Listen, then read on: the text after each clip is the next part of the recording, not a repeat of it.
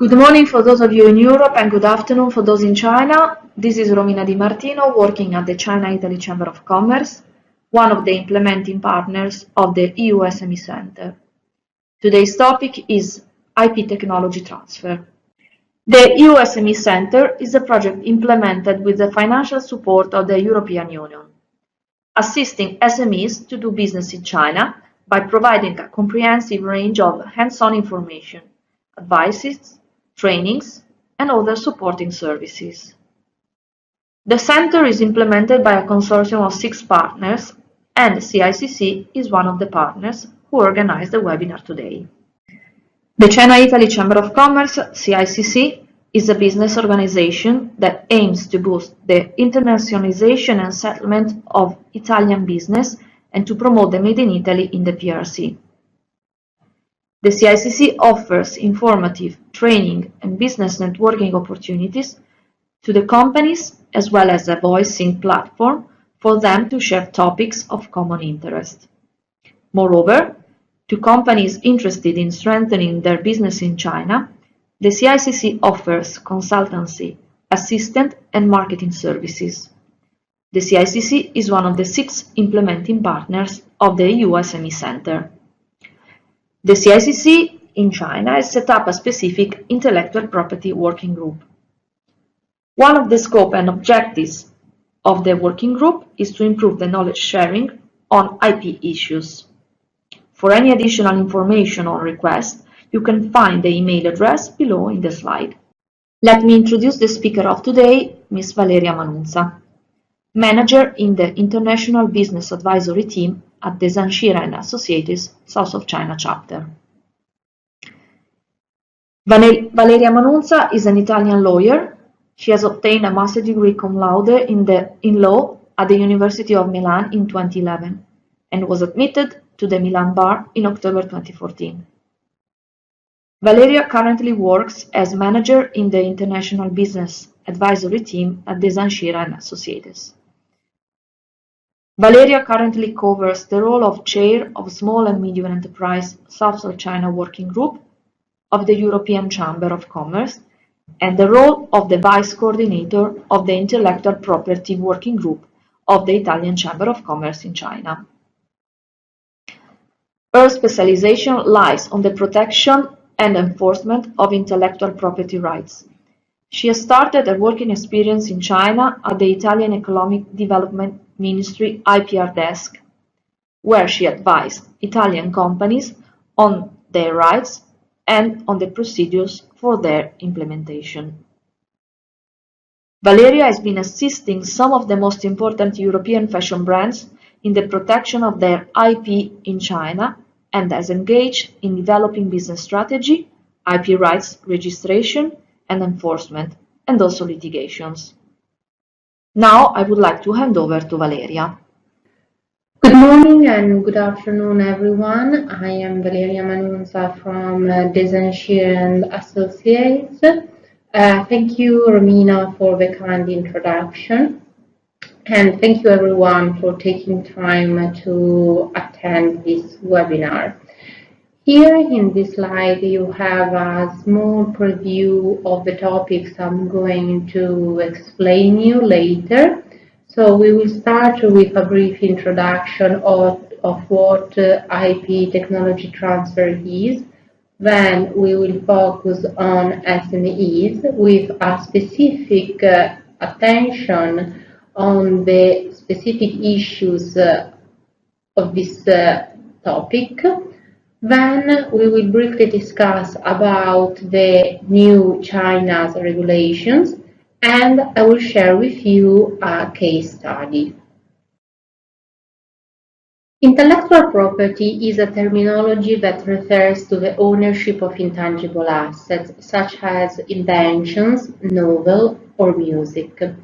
Legislators worldwide have sought to reward for their efforts the creators of intellectual assets who each some specific rights connected with the property.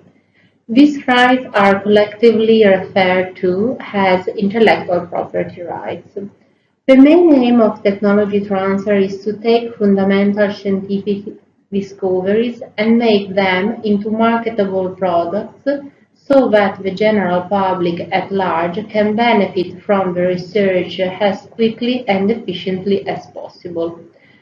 The object of technology transfer may refer to patents, technical design, models, secret formulas, trade secrets, and, generally, unpatented technical assistance, such as know-how, engineering, franchising, hardware, and software.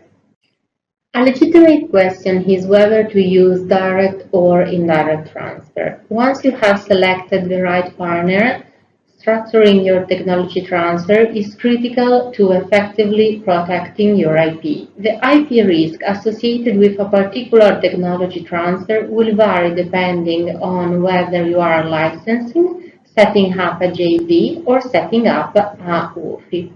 If you decide to setting up a wholly foreign-owned enterprise, called usually WOFE, maybe because it is permitted in your industry and you want to have the greatest amount of control, the IP risk is less because you have the complete control over your wholly owned subsidiary. In this structure, addressing IP risk often means focusing on reducing or preventing IP leakage by employees and business partners. Setting up a JV, maybe because you want to take advantage of the local partner's contacts or existing facilities, or you are required to do that by the foreign investment catalog. In this case, a Chinese JV partner with strong local contacts and sales networks can be structured as an authorized distributor of the JV product, but being otherwise limited in the activities of the JV. Also, as last option, has indirect transfer, licensing the technology to an unrelated Chinese company, such as in contract manufacturing context, can be an option. Technology imports in China are divided into freely importable, restricted, and prohibited technology. Restricted and prohibited technologies are specifically indicated in the Technology Import Catalog, while technology not listed in the Technology Import Catalog are considered freely importable. In most cases, technology is freely importable, with only certain technologies related to economic policy development or national security classified as restricted or prohibited. But it is important to consider that, if the technology will be later exported, it is also necessary to check the corresponding catalog for prohibited and restricted technology exports, the Technology Export Catalog, and whether there are any relevant regulations in the destination country.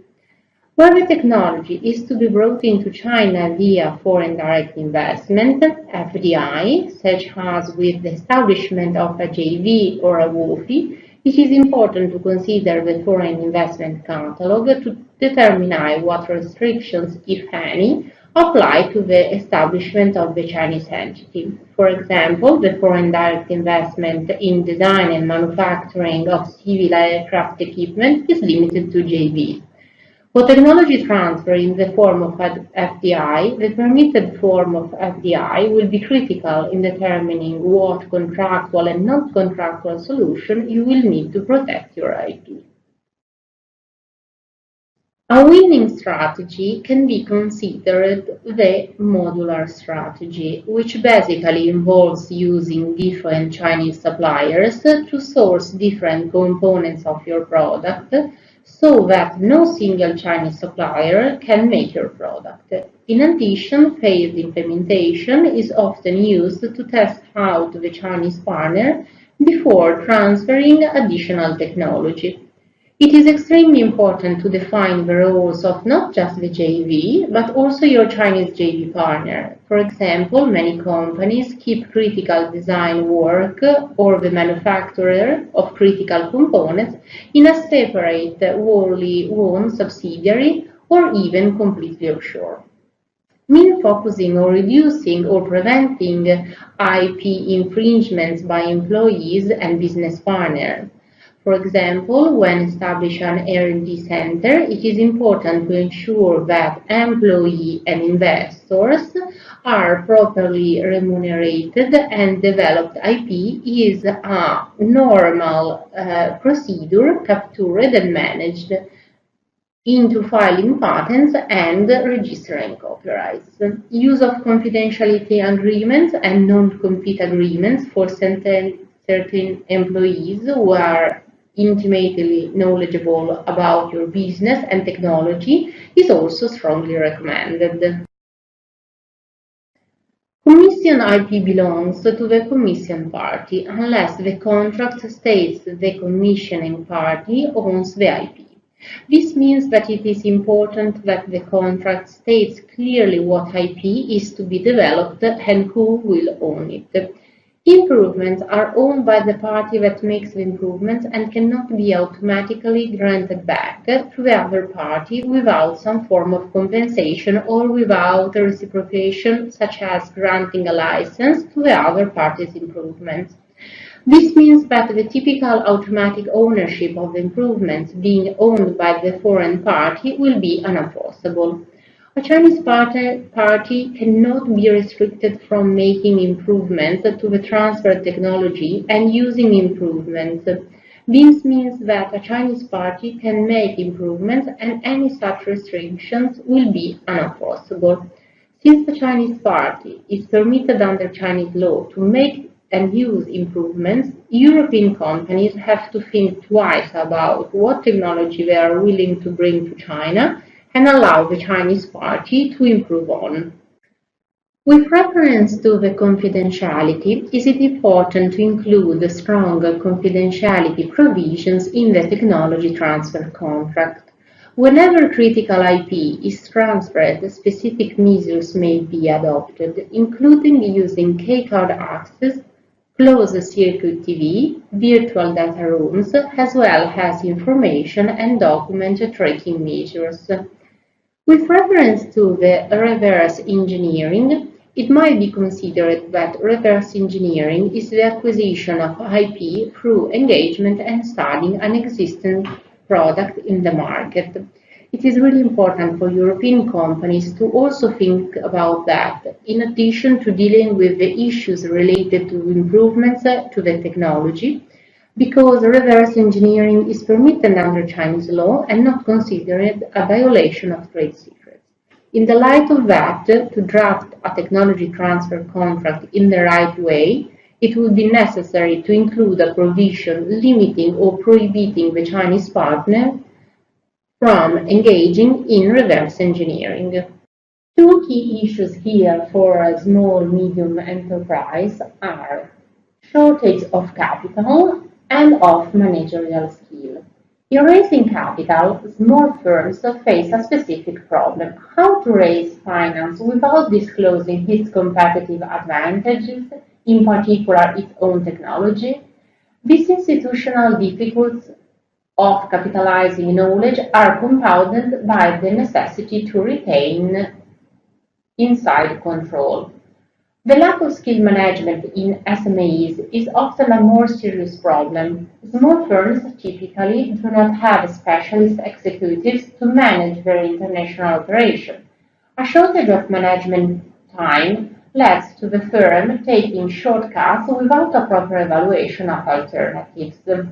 Information costs bear heavily on small firms and attempts to avoid or reduce these costs. For instance, by making no serious attempt to evaluate a potential agent or joint venture partner, and it can be really dangerous. China is strengthening reviews and controls on IP transfers. At the beginning of April, in order to build a more fair and transparent regulation process for technology exports and foreign investment, China has issued a guideline to review the transfer of intellectual property rights to overseas buyers. The State Intellectual Property Office of China, SIPO, has said that to establish and perfect the review mechanism for IP transfers overseas is not a move to accept foreign investors, but the guideline has rather formulated concrete measures to secure a better business environment. According to the guideline released, Chinese companies and individuals have the right to transfer their IP to overseas enterprises, individuals or groups. The government basically will only review two categories of IP transfers: technology restricted for exports and international acquisitions of Chinese enterprises. IP transfer will be reviewed if they appear to affect national security or the country's core technologies in key fields. Other countries like United States, US, EU and Japan have similar review systems. So these measures are necessary to ensure the control key technology in important fields.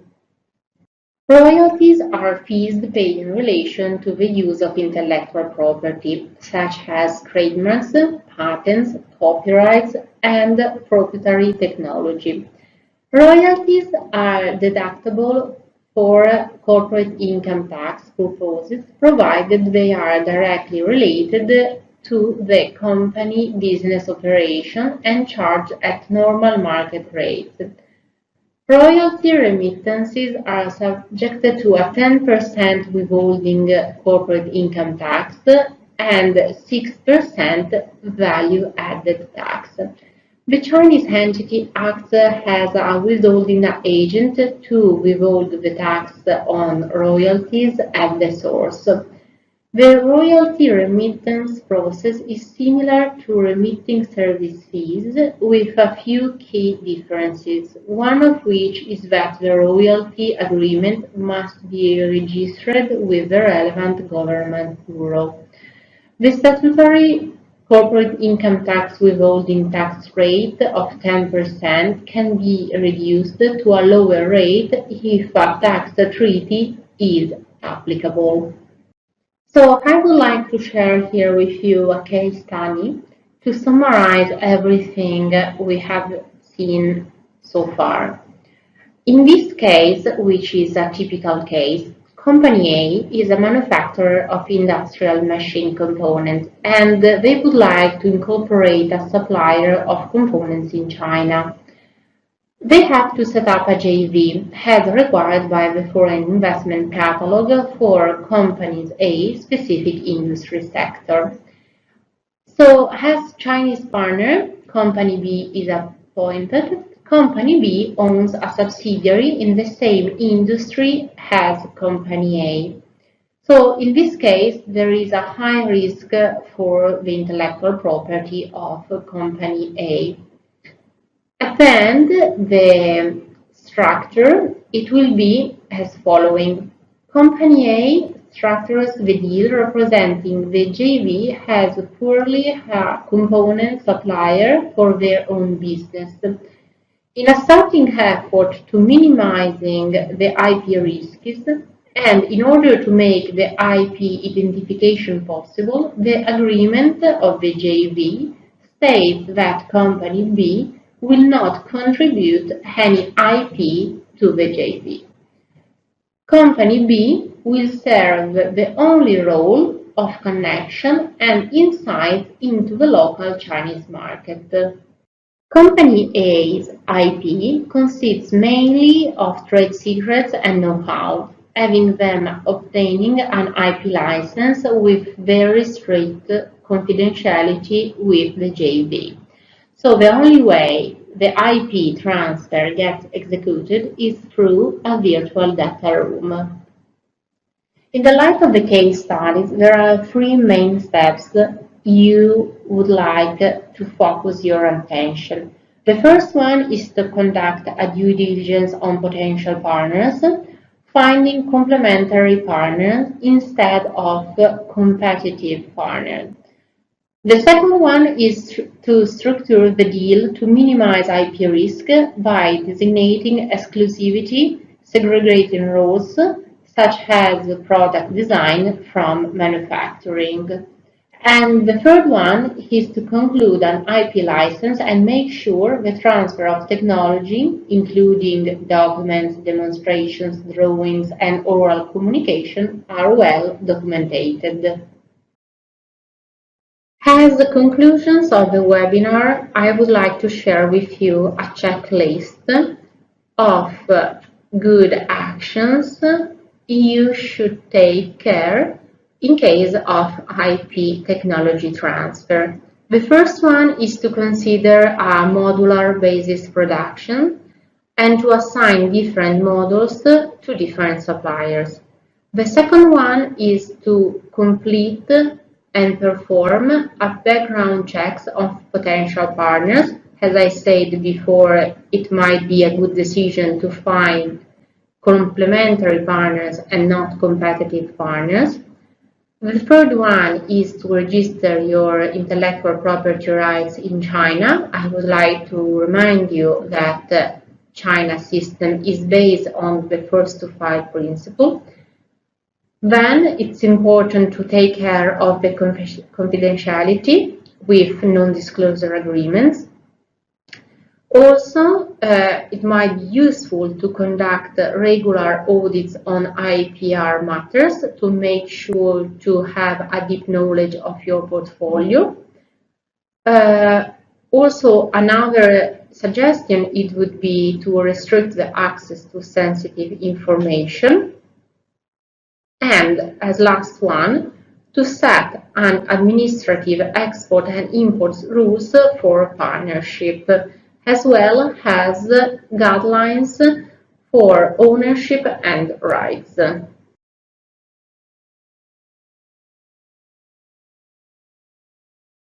Thank you everyone for following our webinar, and I leave Ms. Di Martino for the final greetings.